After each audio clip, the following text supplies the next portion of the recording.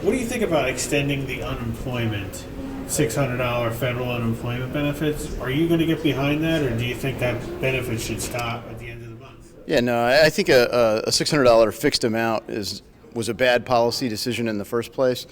Frankly, there was a consensus to say, hey, we were willing to support people up to 100% of what they were making because we knew a lot of people were going to be dislocated, right? But along the way, that turned into $600 as a fixed amount.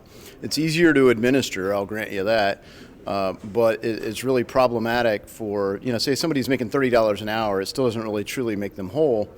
So Congress may have been more generous in that situation, but when you have somebody who's making $11 or $12 an hour, they make more by not working. And so, as the hospitality industry, which has particularly been hit hard, is trying to come back, a lot of those wage earners are making more by not working. So it's really creating a moral hazard for a lot of people, and employers are having a hard time responding. So I think it would be bad policy. It'd be a way to slow down the recovery rather than to accelerate it.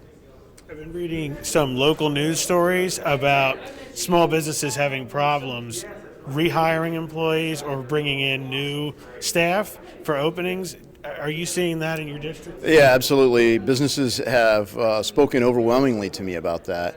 And in that wage scale in particular, that's the challenge. You could say, oh, but people lose their benefits. But a lot of people, no one really wants anyone to lose their benefit. They want people to come back to work and be productive. And there are people that were angry that their employer took the payroll protection loans in some cases rather than lay them off because they felt like they could make more money by not working. So it really is a moral hazard. It's slowing down our recovery in a lot of ways, and there's a smarter way to do that policy. Were you surprised so many Republicans didn't stand up when the CARES Act was passed over to the House? You had that chance during the voice vote to stand up and say, I oppose this bill.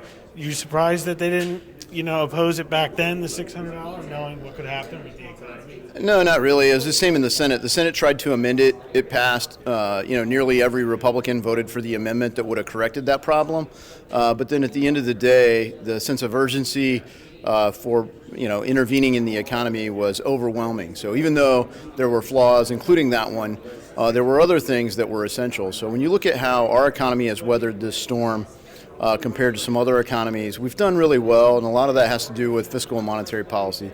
But we should be clear, this isn't money that we borrowed. This is money that was printed, which dilutes the value of all the other dollars.